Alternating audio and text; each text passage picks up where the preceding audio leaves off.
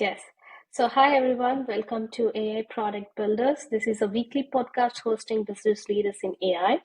So, to uncover tactical evidence for building and scaling AI product from founders and business leaders. Today, we have Kazuki. He's the co founder and CEO at Glasp. Glasp is basically a social web highlighter that people can use to highlight and organize quotes and ideas from the web without switching back and forth between screens and across other like-minded people learning at the same time. So welcome Kazuki. Welcome to AI Product Builders podcast. Thank you so much for having me, Sri. Yes. So Kazuki, could you please provide our listeners with a brief introduction of Glasp? Yes, sure. So at Grasp, we have actually several products, and the main Mm-hmm. product is Grasp, as you explained, and it's a web highlighting tool, annotation tools. And whenever you come across any interesting ideas, quotes, and thoughts, you can capture it through browser extension. And we have actually a mobile app too. And then since it has a social aspect, people can follow each other, then see what other people are learning. So that's how we empower people to share more about what they know, what they learn, and so on. So and interesting thing is like we use generative AI like a LAG, retrieval Mm-hmm. augmented generation. We try to create one's AI persona in the backend so that like other people can have a conversation with you and ask something that Mm-hmm. other people knows, and it can be the kind of digital legacy. And Mm-hmm. another popular product is like a YouTube summary with ChatGPT and Anthropic Claude. And it's a simple browser extension, and you can summarize YouTube videos, PDF files, web pages, and in one click. So, you don't want to watch 2 hours video all the time, right? So No. by clicking, we use, like OpenAI or Anthropic and language models and summarize content and, so that you can think, oh, if I really want to watch this video or not. So it saves your time. And yeah, so that's what we are building. And and in total, we have around 1.5 million installs so far, Mm-hmm. and it's growing organically through either word of mouth or SEO. Nice. So, yeah, so was there any aha moment for you that inspired to build Glasp? Why did you build Glasp? Yeah, so we are onto the mission to democratize access to other people's learnings. Mm-hmm. And this idea came from my actually near-death experience. So when I was 20, I had a subdural hematoma. So the left side Mm-hmm. of my body paralyzed at the time. And I was almost dead, and also I was so scared, to disappear from the world. Wow. So, but I Mm-hmm. really wanted to leave something useful for other people before I die. So since then, I've been still thinking about, what's the best way, or what can we do to, how to say, leave something for other people while I'm alive, or while people are alive. And Mm-hmm. so that's how we got an idea of Grasp. So people, we want to empower people share what their learnings and knowledges, with other people, it so that we can feel a kind of sense of contribution. Got it. So when did you start Glasp? We started Grasp like 2 to 3 years ago. Yeah, Mm-hmm. in Got it. 2021. Yeah, yeah, So yeah, that's incredibly inspiring. Thank you so much for sharing the Glasp origin story. But how does Glasp work exactly? Like, there's a social web highlighter, there are the other features too. But could you please let us know in a nutshell, like how does it work? sure. Yeah. So we have browser extension, iOS, Android app, and let's say in Mm-hmm. case of browser extension, and Mm-hmm. once you install it, and it's ready to capture information on the web. So let's say either web page, PDF file, YouTube video. So whenever you see, let's say I love reading Paul Graham's articles, Mm-hmm. essays. I think Mm-hmm. if you're a founder, some Yeah. some of you might have read some articles from him, and so he has some great, I sometimes find great quotes. Let's say like do things that don't scale or something. So Mm-hmm. Whenever I come across any interesting ideas, I select the text Mm-hmm. and capture and highlight it and capture it. And sometimes I leave notes. Oh, this is interesting. This is really insightful. Oh, I Mm-hmm. reminded of other quotes from other people, and so that when you capture it, it goes to your profile. And since your profile is it's kind of similar to Twitter or LinkedIn, Mm-hmm. so that you can see other people can see what I'm reading, capturing, and also I can see other people, what other people are capturing. So that's how it works. Okay. So yeah, so this is building a community around a product can be instrumental in long-term success, right? I see Glasp is all about community and social knowledge sharing. How do you approach community building for Glasp? Yes.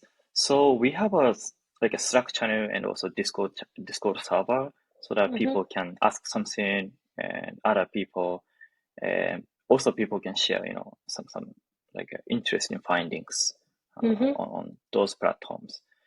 And at the same time, some people show their, like social links, like a Twitter, so X or LinkedIn or Medium and newsletters, so that people can learn, oh, who is, this person and what does he or she knows and learning, so that they can contact them or follow them.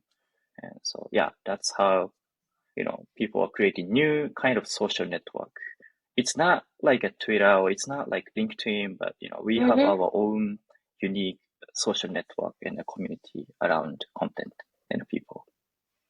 Got it. So, this is about in Glasp, you can share what you're reading, right? So, do customers have the opportunity to share and not share? Like they can keep it private as well, right? So that's our unique point comes in. And Mm-hmm. so actually at this moment, everything is public. Okay. Yeah. So So yeah, yeah, we yeah, know some users and ask us, hey, why can't I make it private? And or yeah, because people don't want to share everything, right? So, yeah. but to how to say, to be honest, to our mission and vision, we at this moment we decided to keep it public. I mean, Public. Mm-hmm. make it public. But at some point, for sure, we want to have private option, and so that. I think that we will have it. Yeah, at some point for sure. Got it. So, yeah. But how do you deal with privacy concerns with knowledge? It's especially with that's something private to you what you're reading. How do you deal with that? Do customers have these questions to you? Yeah. So yeah. So in case of browser extension, we don't track anything. What you're browsing or your search history, whatever. We don't track any of them. So Mm-hmm. only when user capture something and we Okay, store only that information. And the so highlights. yeah, the highlights. And also we disable our browser extension in some domains. Let's say you don't want to see the pop-up our tools in Google Docs or Google Spreadsheet or some workspace, right? So we disabled it so that it keeps it like secure and for some users. Yeah. Got it. So you also moving with your AI powered features. So you have something called AI powered writing and AI powered summarization. Could you elaborate on like, are you using generative AI here? So what models are you using? Like, do you fine tune them or do you, according to your use case, could you tell more about it? Yeah, sure. So yeah, we usually use OpenAI's API. So some people Mm-hmm. say it's a AI wrapper tool.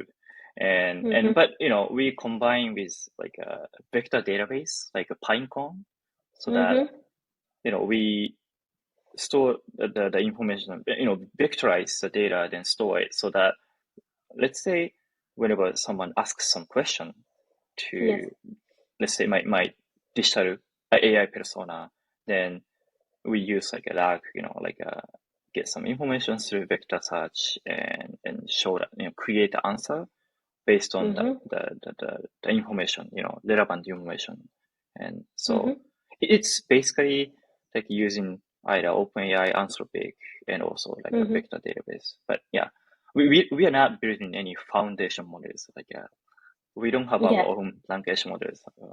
Yeah, got it. it's too much. Yeah. Um, so this regarding your AI powered writing, like what percentage of users actually use this? So I want to know, do your customers use Glasp mostly for web highlighting also? Because there are many other AI powered writing tools, right? Like how Mhm. is your AI powered writing tool different from others over there? Yeah. So in that sense, yeah, we have AI powered writing feature, but it's like a really sub feature of us. So Mm-hmm. meaning it's not the main AI powered feature is like a AI persona. It's like we call it digital me. So you Mm-hmm. can ask you or other people's uh, digital persona, clone, Mm-hmm. Mm-hmm. anything. But in case of AI powered writing, as you mentioned, there's so many tools, and then yeah, it's we since it was easier for us to implement writing powered writing tools, so we just built it.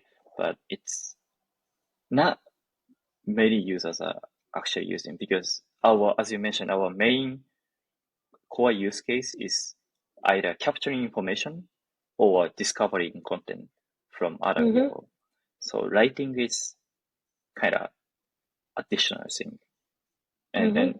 yeah, because our user, our core user segment are either content creators, like bloggers, newsletter Mm-hmm. writers, researchers, marketers, Mm-hmm. and yeah, some people writing some stuff, but they have their own writing stack, so they Yes. don't necessarily need to use our AI writing feature. So yeah. Got it. So could you walk us through the growth cycle of Glasp, like from the launch of your product to the present day? Like, how has been your growth in terms of revenue or user acquisition? Sure. So in terms of revenue, we haven't monetized our platform yet, so it's Mm-hmm. all free. And Mm-hmm.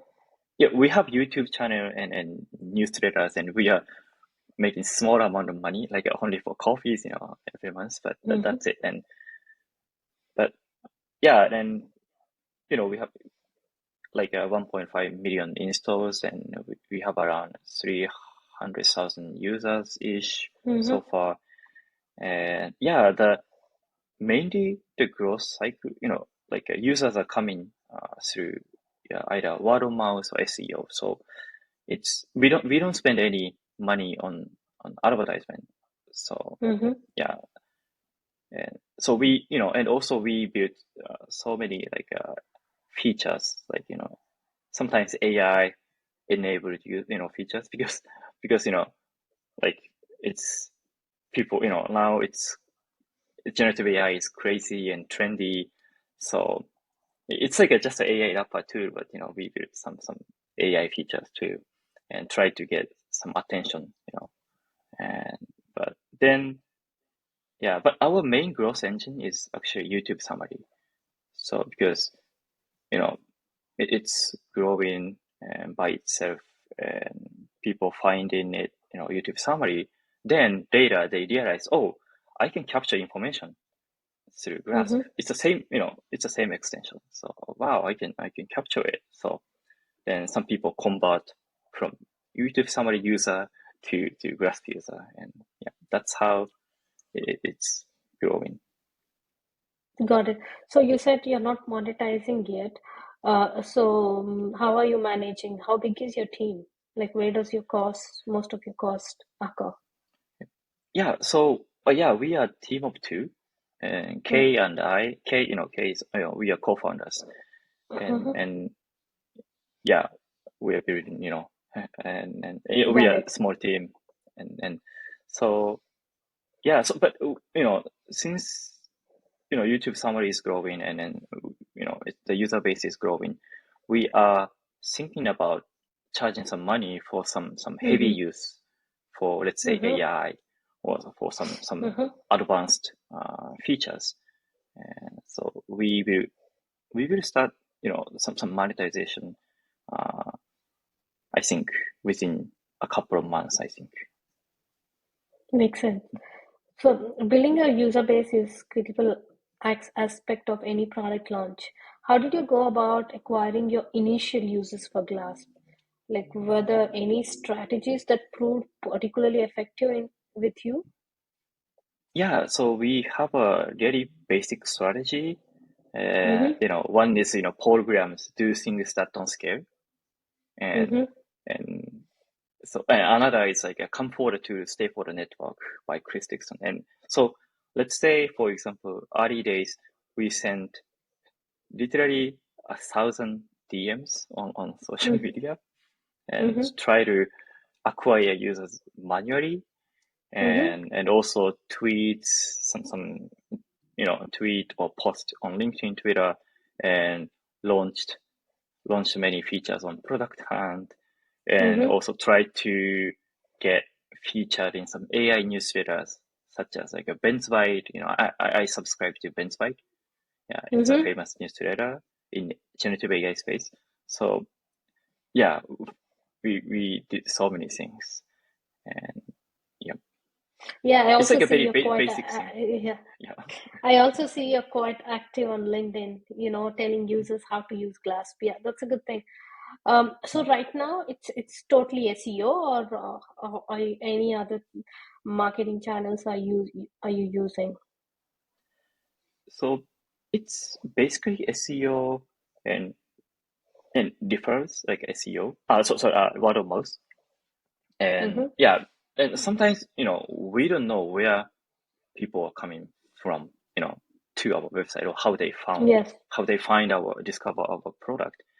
But meaning, I think, because some newsletters, some media, news, feature our product, oh, this is the best, 5 best Chrome extension, 10 best, Mm-hmm. best Chrome extension, and so on.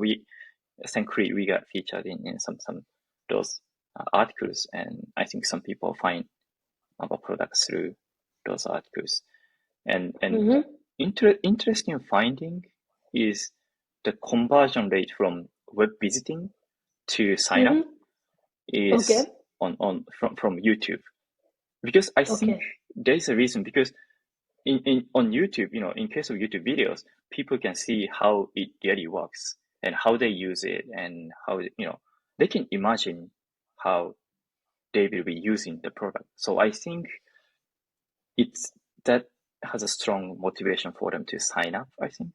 So that's Got it. my finding. Okay, that's a higher conversion rate. Okay, so what was your initial feedback from initial users?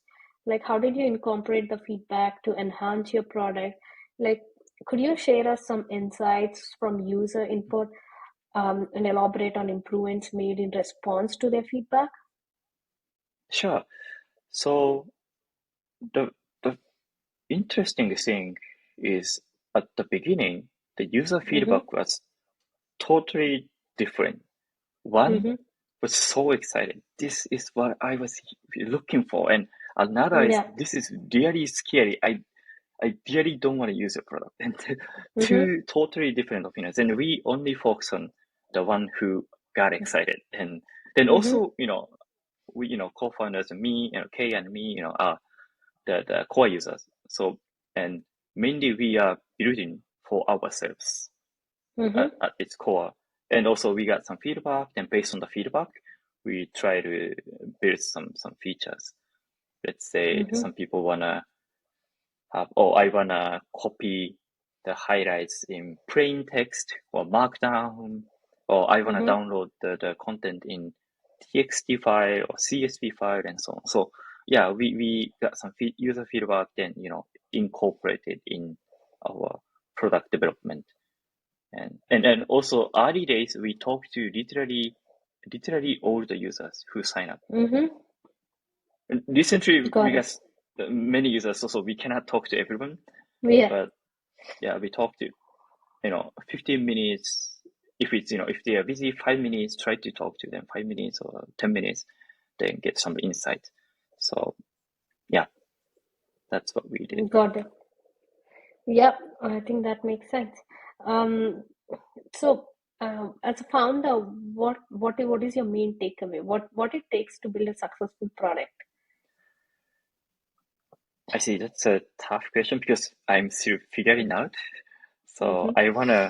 I wanna know the answer actually from you and other people. But I think we always focus on basic things and we have long-term thinking in mind always. Mm-hmm. So, and yeah, that's what we always, talk and we brainstorm a lot, and Mm-hmm. with my co-founder. And yeah, I know some people are kind Mm-hmm. of, how to say, because things move so fast nowadays. So they are Yes. kind of obsessed with like, oh, I should build something, so fast, so fast. And if it doesn't work, if it seems doesn't work, they stop doing, right? But we have Yeah. a long-term view. So seems like it doesn't work now, but that doesn't mean it really doesn't work, right? So Mm-hmm. because at least we believe this should work and we wanna bet on it. So yeah, and also this is our, this is personally this is my life mission, to empower people to share more and their knowledge and leave something for other people. So yeah, having kind of strong kind of mission and vision, Mm-hmm. because these are our north stars. Whenever we Mm-hmm. are lost, we can come back to the north star. So, oh, why we Yeah. exist? Why are we doing this? What we want to do? And then, oh yeah, because this is our mission and vision, so we wanna do something. And if we decide, which idea we should do or what idea we should take on, then we always ask which aligns with our mission and vision. So I think that Yeah. I that think helps us a lot. long-term thinking and persistence is the key. So let's end this session with an interesting question. Like, which is your favorite AI tool currently? My favorite AI tool is GitHub Copilot. I think I use it every day. I Mm-hmm. think I can't write code without Copilot anymore. Okay. Yeah. I think I can't agree more. Yeah, I think thank you so much, Suki. That was a lot of insights. Thank you for being part of the podcast. Yeah, thank you so much.